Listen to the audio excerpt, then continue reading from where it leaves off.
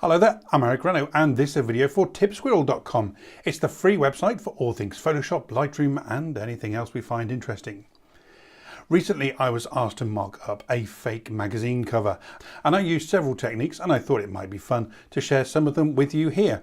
So we'll be taking a person off a background and putting text and a new texture behind them. We'll also be taking some text and shaping it around that figure, and then we'll also make a fake barcode. All right, let's jump in and see how it's done. Okay, first of all, what I'm going to do is I'm going to create a new document. And for this, I'm going to use A4, just because that's what I like to use, to be honest with you. So I'm going to create that. Okay, so I've got my A4 cover. Now I need my cover model. Now I've gone over to Adobe Stock and I've got this brutal beard man. Doesn't look very brutal to me, but there you go. He is a brutal beard man. You can find more of him and lots of different images of this model on Adobe Stock. Okay, I just drag him in and pop him there and click OK. There we go, I can close that down now. Okay, and they were held on my libraries, by the way. You may have noticed I went straight into my libraries. I downloaded from Adobe Stock straight into my stock library and I can drag that straight out. Okay, so there we've got him. Now I need him off that plain background. It's got really easy in Photoshop CC 2017. If you're using earlier ones, then you're going to have to do a little bit of a workaround, but it's similar. It just works much nicer now in 2017. So first of all, I'm going to go and get my quick selection tool, and I can very quickly, as the name might suggest, go and select him. There we go. Now I'm not too worried about this bit under his arm, and that's going to blend in with the texture I'm going to use anyway, so we'll keep that. Okay, let's try and get as much as we can, make it as easy as we can for Photoshop to find the edges. There we go. All right, now I need to refine the edge. If you're using an earlier version of Photoshop, it will say refine edge up here. I'm using 2017, so it says select and mask, which means if I make a mistake, I don't have to cancel that and go back out and back in and back out and back in. You'll notice that all the tools that I need are now down the left-hand side. Okay, so I could do some more selecting if I'd missed a bit here, but I'm okay. Here's my brush that I might need, my refine edge brush, but let's go and see how it does to start with. So here's my edge detection. I'm going to bring the radius up quite a bit actually, because this is quite a high res image. You can see it starts to pick out some of the hair and some of the beard there. Let's click smart radius just so it goes out and finds all the bits we need. And that's not too bad at all. I'm going to go squinting in to have a look to see how we're doing. That's not too bad. I might just come around here, give a little bit of help. So just have another look around there, and then over the top of his head, I think we've got some as well. But I want to be sort of semi-transparent, and then around there as well. Okay, good.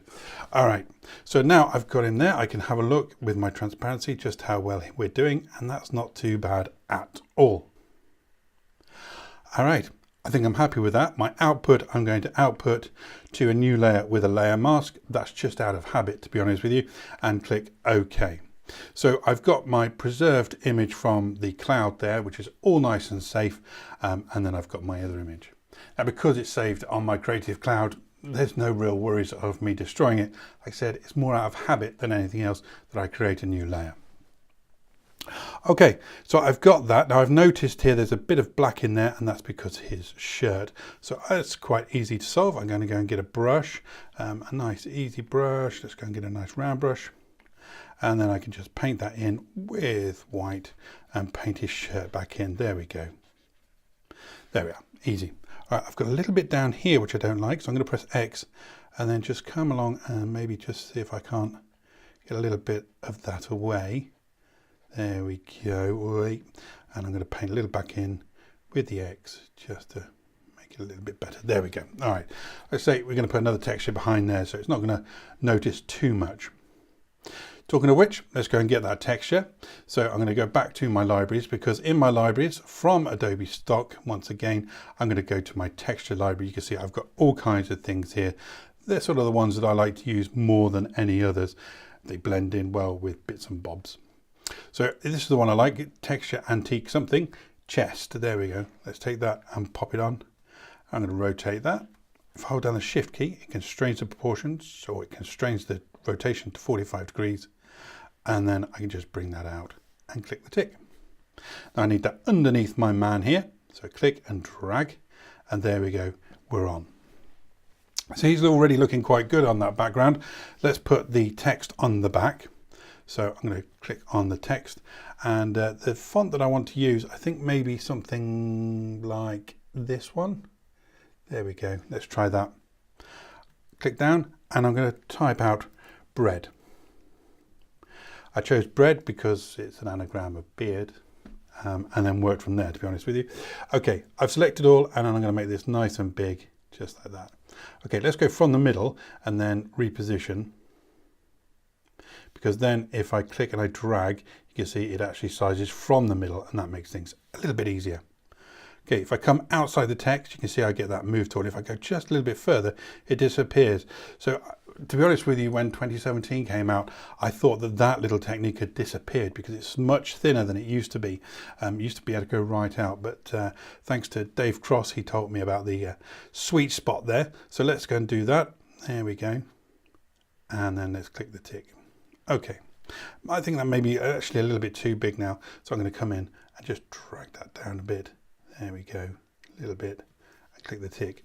Okay, now if I want to get that absolutely central, then all I need to do is press Control or Command A to select all, and then when I'm still on the bread layer, go and get my move tool, and then click on this icon here, and that's going to center it into that selection.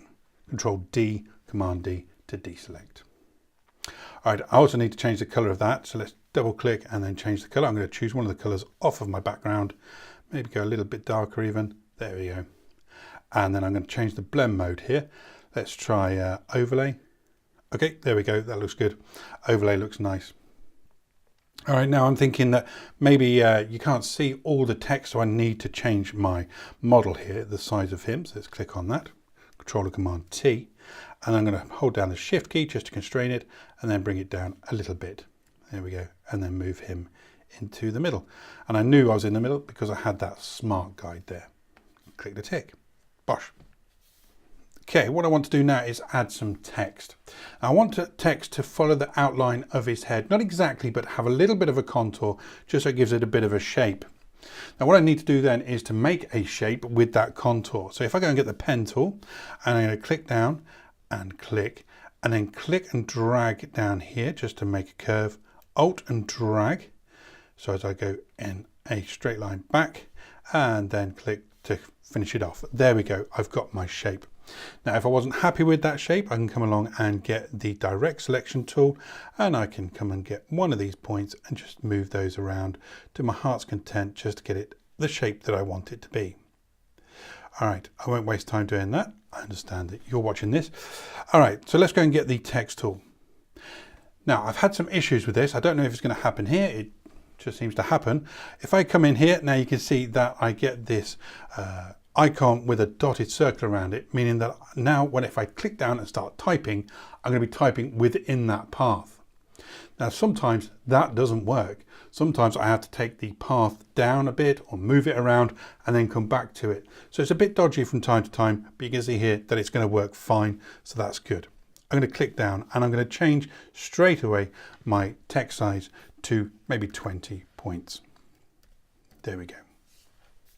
All right, now in here, I'm going to type in some text. Is it all over for cupcakes? Now you can't see that, so let's go Control A. Actually, I want to bring that up. Let's go 30 maybe. Too much, 25. There we go. All right, so let's change that to white. There we go. Now I want it to be right justified so it hugs onto the curve we've got there. There we go, and I can change the text size should I wish.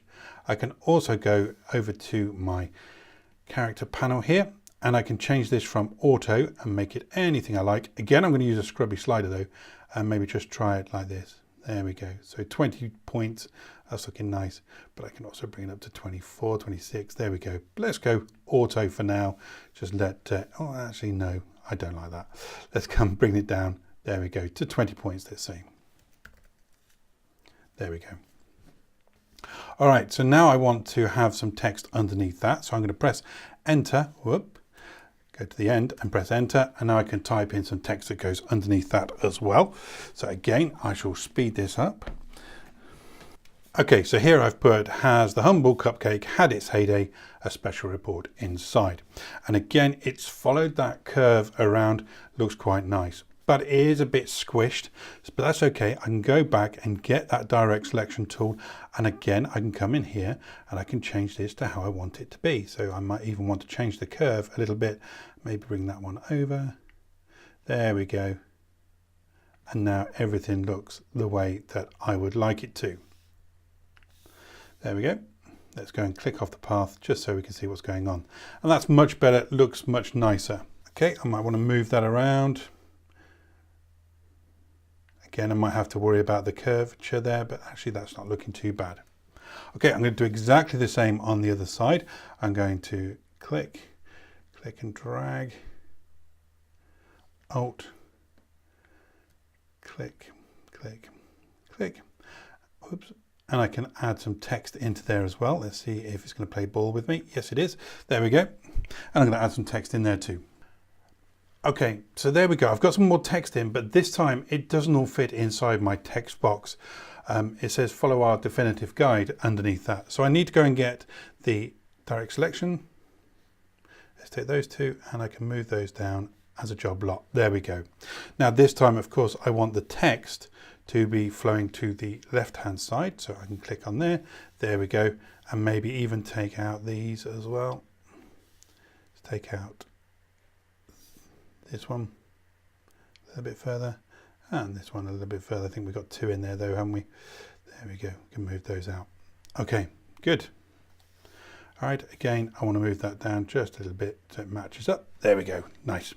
Okay. All right, now for more text down the bottom here, I just want it inside a rectangle. That's even easier. I just need to go and get the rectangle tool.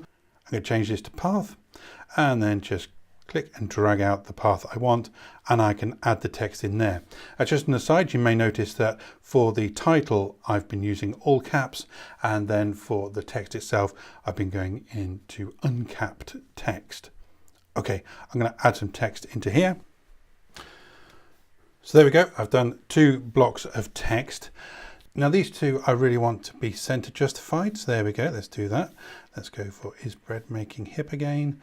And we can just pop that into the middle as well. And there we go. It's all starting to come together. I might make those ones just come down a little bit. I just hit shift, by the way, to select both of them there. Could also use command if they weren't together. All right. And then I'm just going to bring this one out a little bit.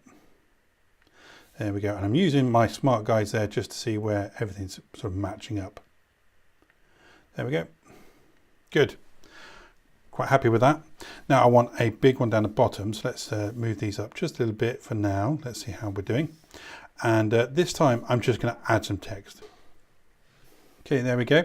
I've just noticed there's a bit of a mistake in there, is bread hip again, so let's double click on that one while I can see it. And just add a space. Okay, cauliflower.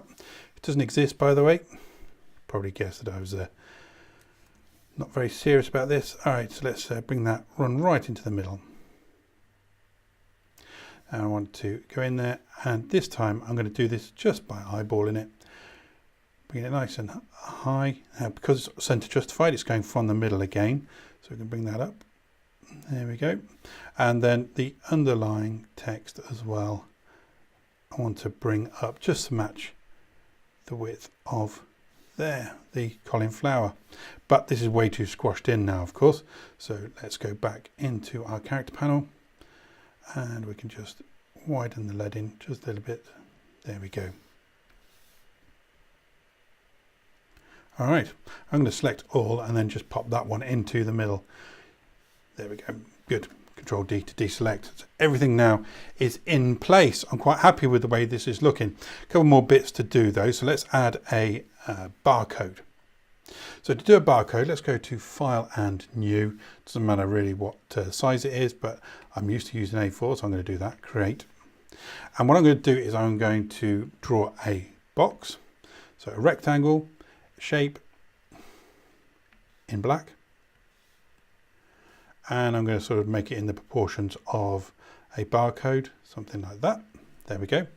And then make a selection of it, don't actually need to, but again, this is habit, to edit and define a brush set, and I'm going to call that one bar.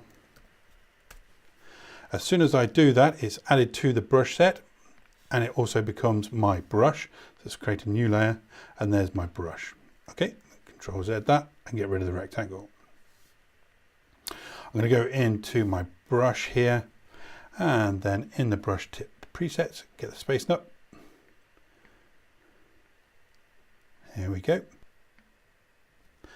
And then in scattering, I can do the count jitter right up to 100%, and there we go. Now, at this size, if I click and then shift click, it's not much of a barcode, but what I need to do then is to go much smaller. So let's Control Alt Z that, make it much smaller. There we are, using the left hand square bracket.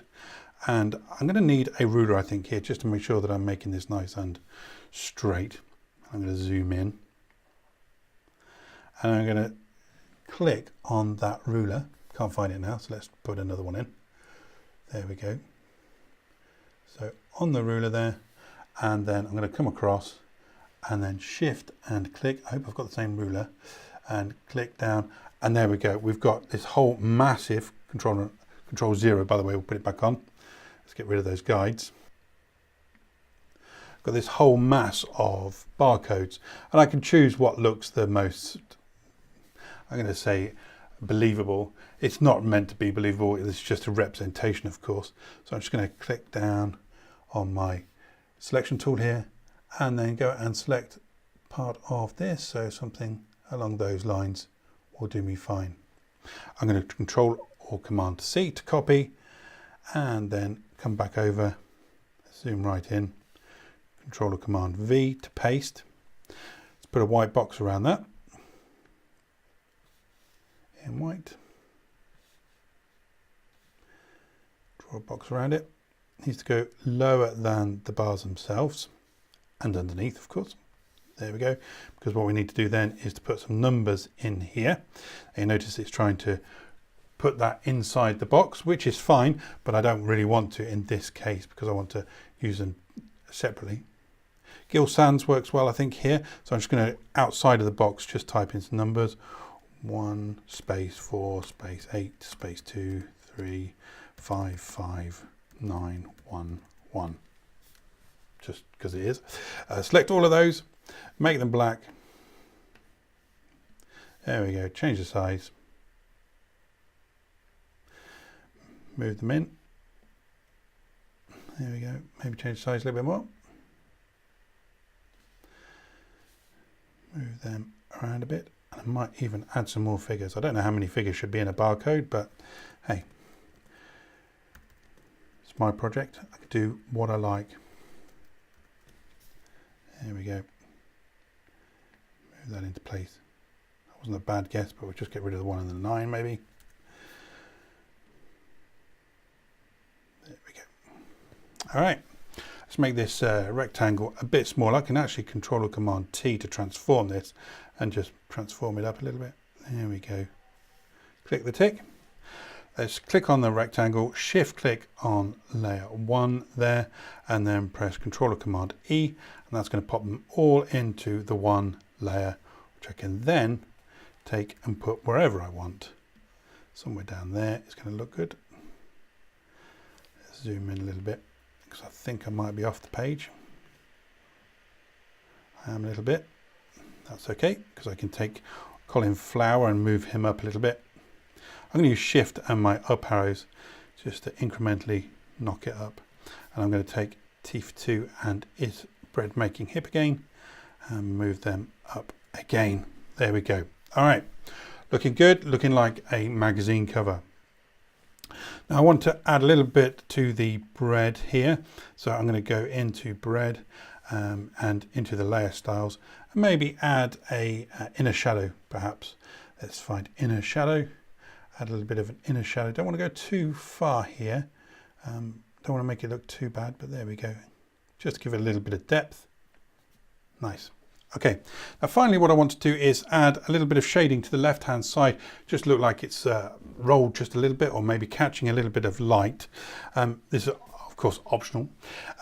What I'm going to do is I'm going to go right back up to the top, create a new layer. And then I'm going to go and get a gradient. Now I've already created a gradient, should still be in here, I hope. There we go. I've called it roll. And all this is it's black to white, or foreground color to white, and then the white peels off.